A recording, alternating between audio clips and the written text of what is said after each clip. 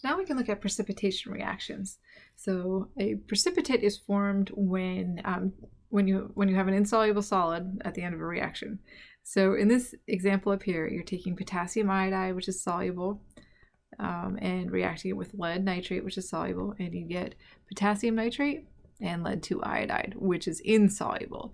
And so what we're going to do in this next section is learn how to write these reactions, and then look at your products and try to figure out who is soluble and who is insoluble. Insoluble is your solid. That means you have a solid there.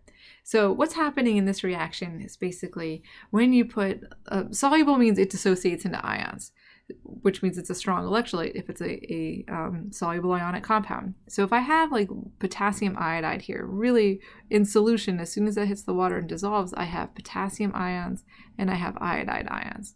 Lead nitrate is a soluble ionic compound. I have lead ions and I have nitrate ions. And I'm just drawing what ions I have here. Yeah, I didn't balance it, right? I have 2 potassiums and 2 iodides. I have 1 lead. I have 2 nitrates. But what's happening, how do I figure out these products? You see how you have a cation and an anion and a cation and an anion. This is what you're doing over here. On the other side of this reaction, the cation here is going to find the anion on that side, and this cation is going to find that anion. So remember, cations are positive, anions are negative. So I have a positive thing and a negative thing, and a positive thing and a negative thing. The 2 positive things are not going to get together. The 2 cations are not going to react. The 2 anions are not going to react. You definitely will not form a solid there. You're trying to figure out, is the solid going to form? So when the potassium finds the nitrate, you get potassium nitrate, right? I have potassium and I have nitrate. Crisscross applesauce, I get my formula. And then I have over here the lead 2 is going to interact with the iodide, and that's where we get that from. So if you were to write out this whole reaction, right, I have Ki and then Pb and O3 right? That's what you're starting with. And here's the new part. I have 1 potassium for every 1 nitrate, so KNO3, and then I have PbI2. So a lot of this stuff comes back from chapter 2 when we looked at naming and ionic compounds. And then the very last step here is to balance. So I have 2 nitrates. So I'm going to put a 2 in front of here. Now I have 2 potassiums. Now I have 2 iodides. So now I'm good. So to balance. And then the last step is to figure out, is something soluble or insoluble. And that's where this chart comes in down here. We have to be able to interpret this chart. This video, I'll put another link to it, and it's just basically showing this reaction. You can take 2 colorless liquids, and when you mix them together, you can get a solid forming, and in this case it's yellow, and that's your precipitate. So you're trying to figure out, you know, which of these products is the solid that's forming. So we're going to try to memorize this chart. We have to know how to use it, but we also have to know what's in it. And I'm going to try to break it down so you know how to memorize things here. But what it's really saying is that on this, over on this side, on the top left here, these are things that are usually aqueous. They're usually soluble. So nitrates are usually soluble. Are there any exceptions? No. So the right-hand side here is telling you what makes these things that are usually soluble or usually aqueous, what's going to make them a solid. So there are no exceptions for nitrates. So whenever you see a nitrate, you should say that nitrate's going to be always going to be soluble. So this is our always soluble list. So nitrates are always soluble. Just like up here, we had lead nitrate. That was soluble. That means that was aqueous.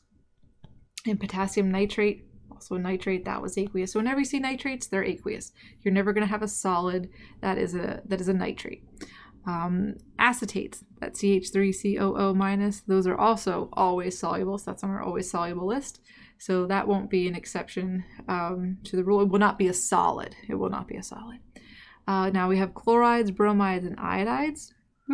Those are usually aqueous. That means they're usually soluble, except when you have silver, lead, and mercury. Those have the same exception. So chloride, bromide, iodide, and again, those are in the same family. They're the halogens in the periodic table, and they have the same exceptions. So if you saw silver chloride, that would be a solid, or lead to iodide here, that is also a solid because it's an exception. So chlorides, bromides, and iodides are usually soluble except when you have silver, lead, and mercury. So when you see silver, lead, and mercury, that should be, that something should in your brain should say, hey, wait a minute, that was an exception to something. And then you have to remember it was for the chlorides, bromides, and iodides. Sulfates are usually soluble. Sulfates are usually soluble except with strontium, barium, mercury, and lead. So mercury and lead are consistently exceptions. Those like to be solids. Strontium sulfate, barium sulfate, those are both solids. So again, on the right-hand side, these are things that are usually soluble, usually aqueous, and then on the right-hand side are the exceptions that make them solids, that make them insoluble. The bottom part is kind of reversed. These are sulfides, yes, carbonates, phosphates, hydroxides. These are all things that are usually solids. And then on the right are the exceptions that make them aqueous, makes them insoluble. These are usually insoluble solids, and this is what makes them soluble, or aqueous. All right, so anytime you have ammonia, do you see NH4 plus? So the ammonium ion right there, that is always soluble. We can add that to this list. It's an exception to all of these, right? So if we had ammonium carbonate, then it would be aqueous. So anything with ammonium will be, the ammonium ion will be aqueous. Also, these alkali metals, that's what's on this list right here. So that group 1 metals, those like to be soluble as well. So whenever you see those, you know that that's not going to be your solid. That will be aqueous. That will not be your solid. Yeah, it's going to be aqueous. It'll dissociate into ions. What else? Okay, and then for the sulfides and the hydroxides, they have similar exceptions: calcium, strontium, and barium, and those are in the same. Those are group 2, the heavier group 2 metals. So, calcium, strontium, barium, and then the alkali metals and the ammonium ion. That's what makes all the hydroxides soluble. So hydroxides are usually solids, except when it has something on this list over here, plus calcium, strontium, barium. All right, let's do a couple examples. We're going to try to figure out, are these things insoluble or soluble in water? All right, so you have to use this chart up here, and so take it.